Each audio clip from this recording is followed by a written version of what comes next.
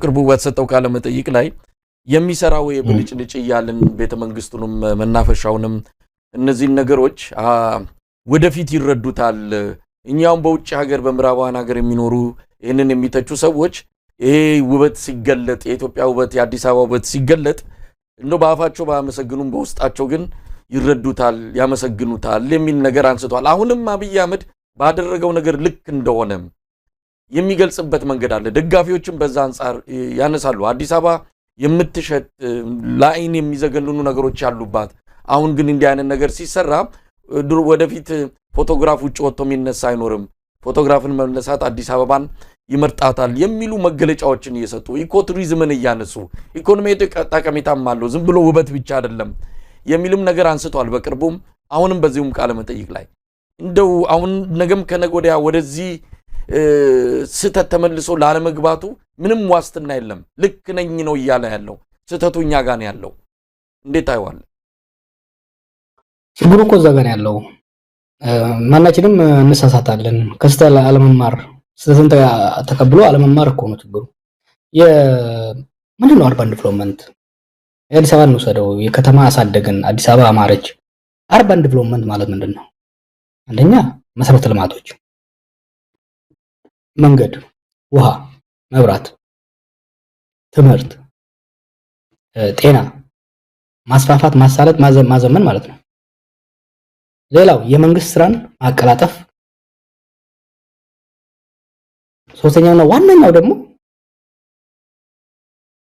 ዌልዝ መፍጠር ሀብት መፍጠር የስራ ዕድል መፍጠር በስራ ላይ ያለው ሰራተኛ ከጊዜ ወደ ጊዜ ገቢውና ኑሮ እየተሻሻለ እንዲሄድ የሚኖርበት ቤት እየተሻሻለ እንዲሄድ የሚበላው የሚመገበው እየተሻሻለ እንዲሄድ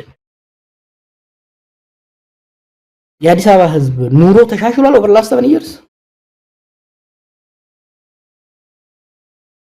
አዲስ አበባ እና ስክሮች እኮ የሚያጨናንቀው 1000 ሰው አይሆንም እሱም ራሱ አሁን የመሬት ኢኮኖሚው ካስሮ መሬት ሽያጭና ዘረፋ ከቆመ ወዲህ ሁሉም ቦርኮ ሆኗል is it really ይሄ የብልጽግና ደሴት እኮ ምላቸው ነው ታውቃለህ አሁን ሰሞኑን የዱሮ ቄሮዎችን ሰብስበው ስብሰባ አድርገው ነበርና አንዴ ዱሮ ባልደረቦቻችን ምናምን ያሉበት አንዴ ነው ያላቸው እናንተ እኮ የሃይዌይ ያውራ ጎዳና ክልላዊ መንግስት ናቸው አላቸው አውራ ጎዳናን ብቻ ነው የሚያሳምሩት አውራ ጎዳናን ብቻ ነው የሚያስተዳድሩትና ብልጽግና ደሴት የሚባለው ልጅ ብቻ ነው ኦኬ ከተማው መጽዳቱ ማማሩ ምን ያው ደስ ሊል ይችላል ኦኬ ታውራ ጎዳናው ይሄ ረጃጅም አድርገው በቆርቆሮ ያጠሩታል ከሱ ጀርባ ሲገባ ሰው የሚበላው የለውም የሚሰራደበት የለውም ውሃ የለውም መብራት የለውም ከተማ አላደገም ከተማ አደገ ሲባል ዌልዝ ተፈጠረ ማለት ነው ኢንፍራስትራክቸሩ ተሻሻለ አስተዳደራዊ አገልግሎት ተሳለጠ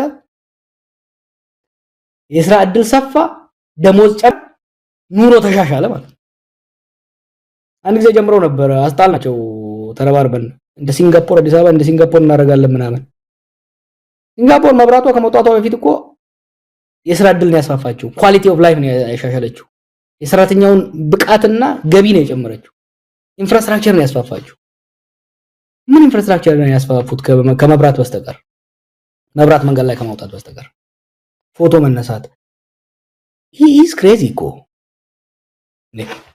እኔ ወሮኛ እንዳለ ስለዚህ ሲነሳ የምናገረው ነገር አለ እስቲ ኢማጂን አንተ ልጅ ሆነህ እናቴ ፊትን ቀብታ ወይ ደግሞ ቅባት ቀብታ አሰማምራ ምናምን ሁሌ ወደ ባዶ ነው ትምህርት ይገባል ሰው መጀመሪያ ቤዚክ የሆነው ከተሟላለ በኋላ ነው ስለ ቁንጅና ስለ ውበት እኮ ሰከንደሪ ኢሴንሻል አይደለም እና አሁንም ደግሞ ሊከራከሩ ይፈልጋሉ እንደዛ ከሆነ ታዲያ ለምንድን ነው አሁን የማዳበሪያ ፋብሪካ ልንሰራ ነው በቃ የኢትዮጵያ የግብርና ችግር ሊፋታ ነው ብለው ከፍ አድርገው እኛም እኮ ያያልን የነበረው ምንድነው ከመብራት ብልጭልጭ መብራት ይልቅ ከሪዞርቶች ይልቅ ትውልድን የሚለውጠው ምንድነው ነው ትውልድን የሚለውጠው የኢኮኖሚው መሸጋገር ነው የግብርና ልማት እየሰፋ ሄዶ ተራፈ ምርት እዛ ሰርፕለስ ተፈጥሮ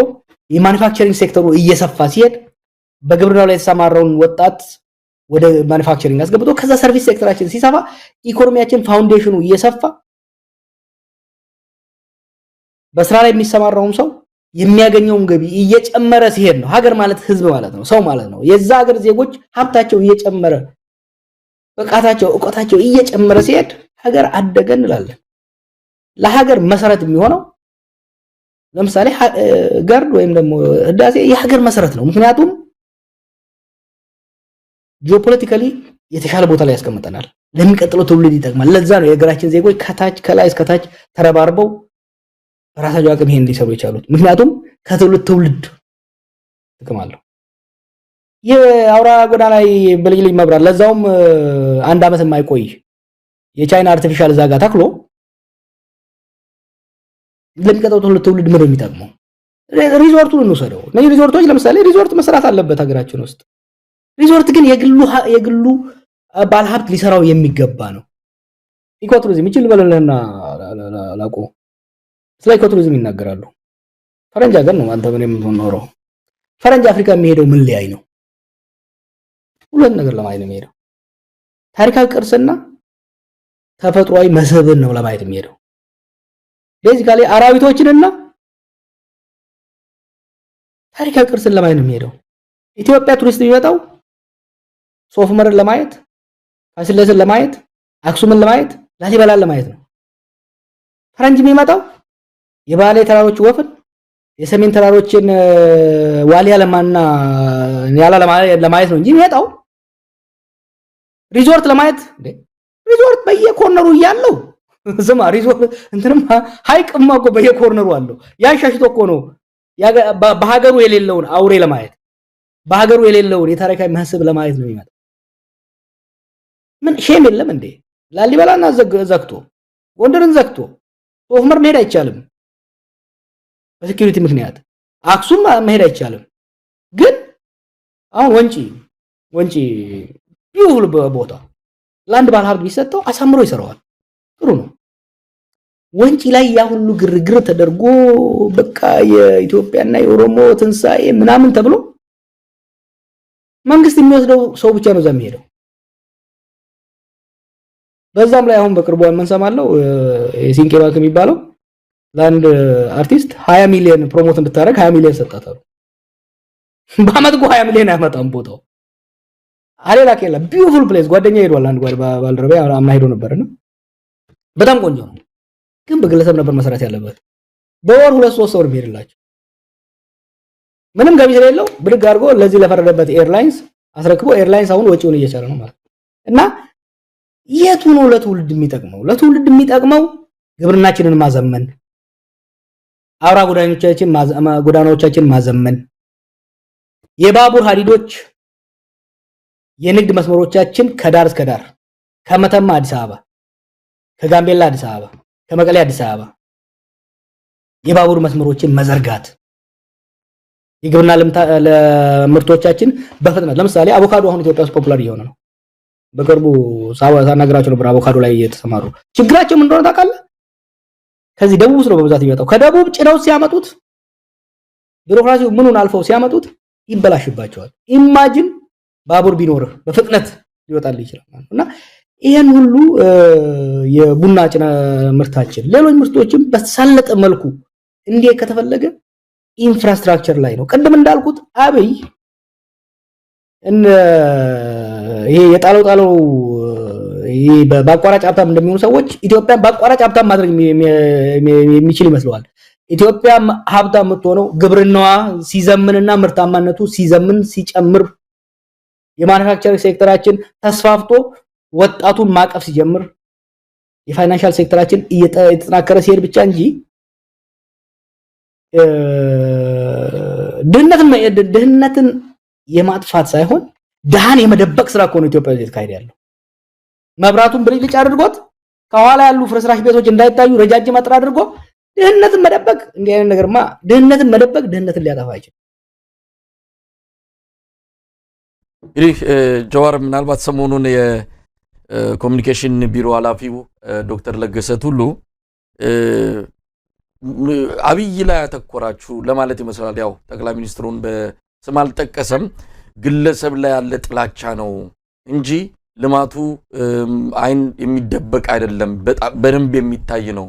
ስለዚህ ግለሰብ ላይ ያነጣጠሩት ይሄ ከጥላቻ የመነጨ ነው በሚል እሱን ተውት አትንኩት አይነት ጽሑፍ ጽፏል። ያው የለገሰ ቱሉን ጽሑፍ ብዙ ጊዜ የምንመለከተው እንደ አንድ ቃል አቀባይ አድርገን አይደለም፣ የራሱን ስሜት ብቻ የሚዘረግፍበት ነው በማህበራዊ ሚዲያው ላይ። ግን እንዴት አየው? የግለሰብ ጥላቻ ነው ወይስ አብይ ላይ ባለ የግል ጸብ፣ አብይ ላይ ባለ ምናልባት ሁላችንንም በዚህ ይኮንኑናል፣ አብይ ላይ ባላችሁ እንጂ ልማቱ ጠፍቷችሁ የሚታየው ነገር አጣችሁት አይደለም ይላል። እንደው እዚህ ላይ መልስ መስጠት ይቻል ይሆን?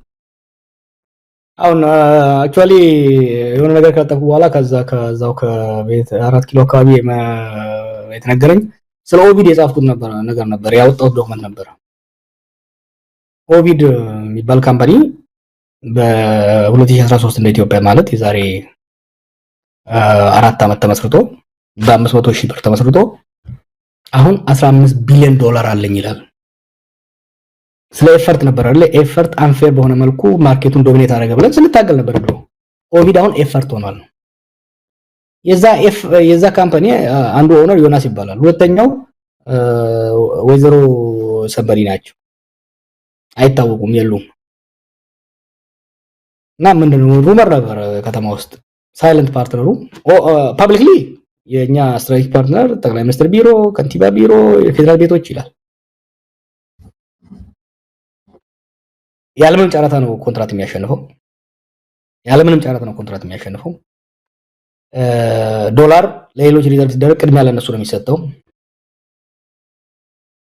ምንድነው የበኩር ልጅ ያደረገው ብለን ስንጠይቅ ለካ ከአብይ ጋር ፓርትነር ናቸው። ያው ከሙስና ነፃ ነን ሃይማኖተኛ ነን ብለው ስለሚሉ ያቺን ነጋስ አረግ ነው አሉ። ይሄ ሁሉ ነገር የመጣው ያም ሆነ ይህ አብይ ላይ እናጣጥራናል። አሁን እናጣጥራለን። አንደኛ የሀገሪቷ ጠቅላይ ሚኒስትርና የሀገሪቷ ድሮ በምን ላይ ነበር ስናጣጥር የነበረው?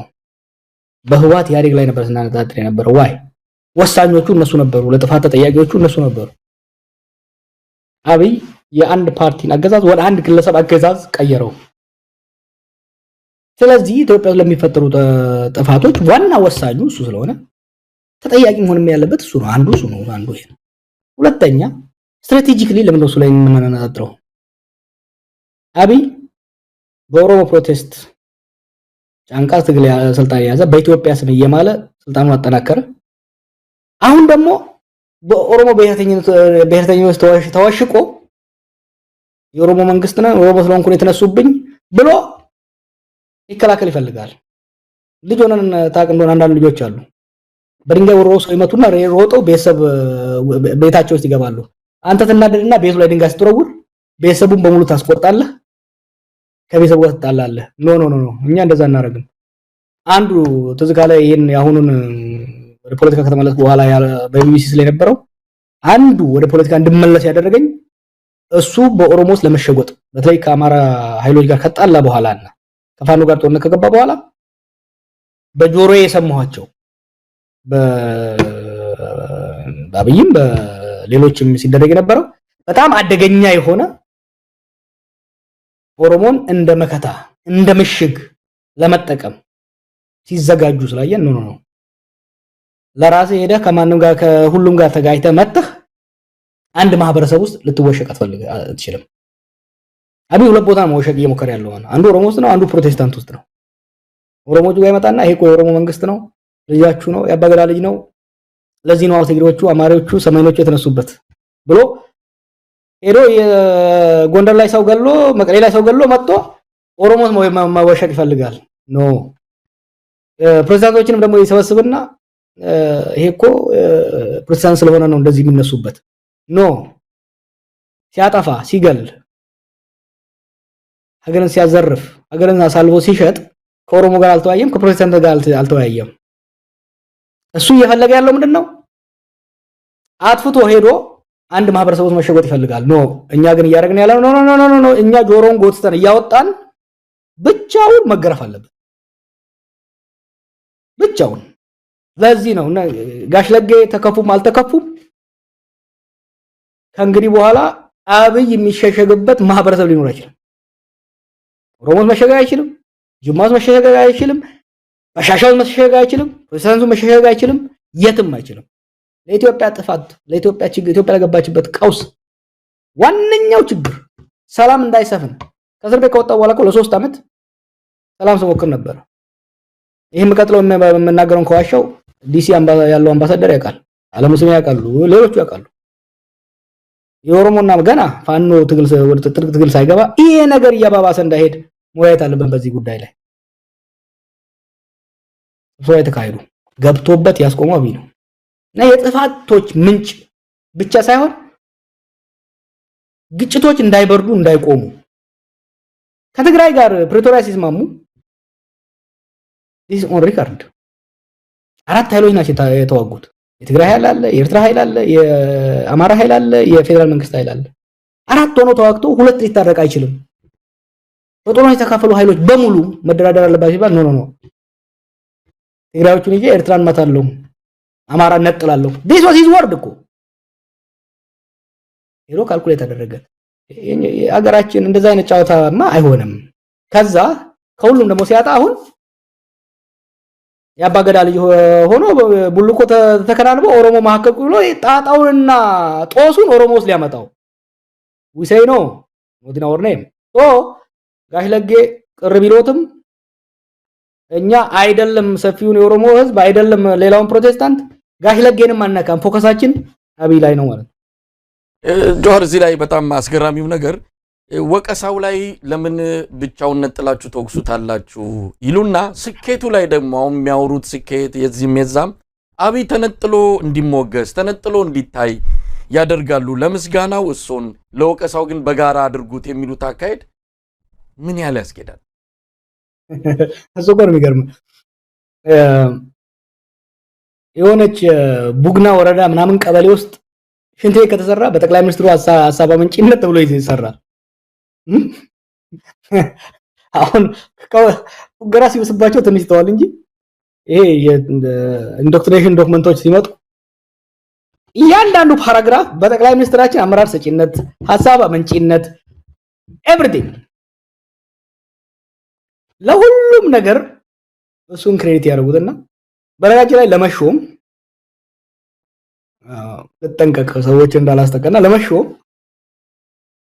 ፖስት የሚደረጉ ነገሮችን ልናገር ነበር። ፈጣሪ ያወጣኝና ለመሾም በአሁኑ ጊዜ መስራት የለብህም፣ መማር የለብህም፣ የምትመራው ሚኒስትሪ ጠንክረህ መታየት የለብህም ነው። በፌስቡክ እና በስብሰባ ላይ አብይን ማሞገስ አለብህ።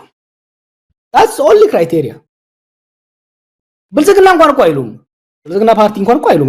ኢትዮጵያ ሰራች፣ ኢትዮጵያ ሀገር ሰራች፣ ሱሱ ሌላ ሀገር ብልጽግና አይሉም። በጠቅላይ ሚኒስትራችን ብለው መጨረሻ ላይ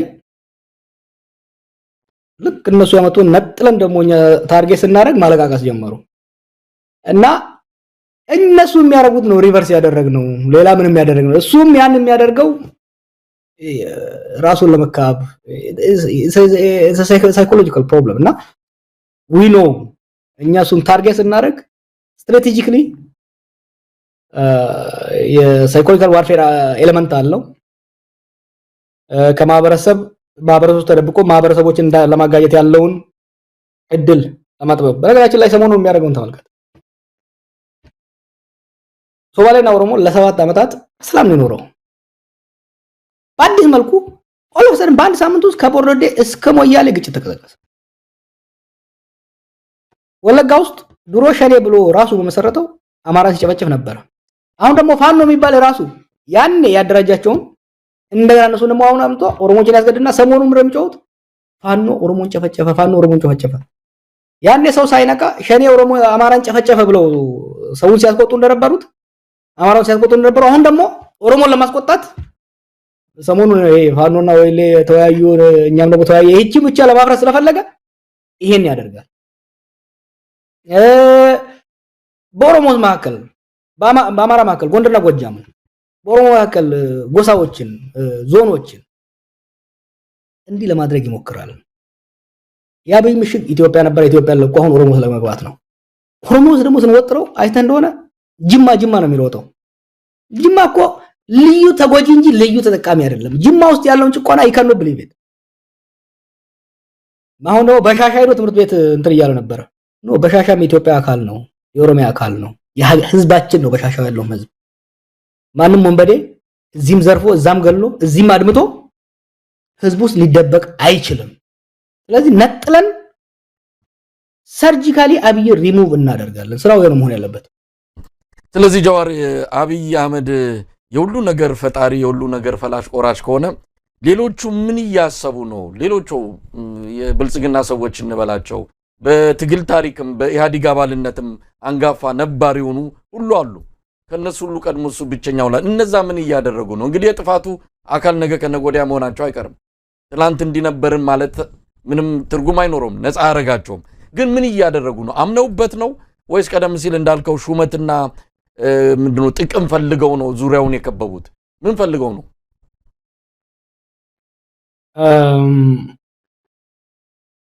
እሺ እነኚህ እኮ ሰርቫይቫሊስቶች ናቸው። አንደስትቤት አታርጋቸው። ስለዚህ ካለህ ለ27 ዓመታት ለ26 ተኩል ለህወሓት ሲላላቁ ከርመው ህወሓት መውደቋን ሲያውቁ ከኛ ቀድመው ህወሓትን መውቀጥ እኛ በዱላ ስንገርፋ በዘነዘና የጀመሩት እነሱ ናቸው። ካልኩሌት እያደረጉ ነው። ካልኩሌት አሁን ባቡሯ የጋው ነው እንትን የምትለውን የሚለውን እየጠበቁ ነው። ቀድመው ከዘለሉ አብይ ይበላናል፣ ዘግይተን ከዘለልን ደግሞ ለውጡ ይበላናል። ስለዚህ ዶንት ቢ ሰርፕራይዝ ከኛ ቀድመው አንገቱን ይዘው ከወረወሩት እንዳይገርም።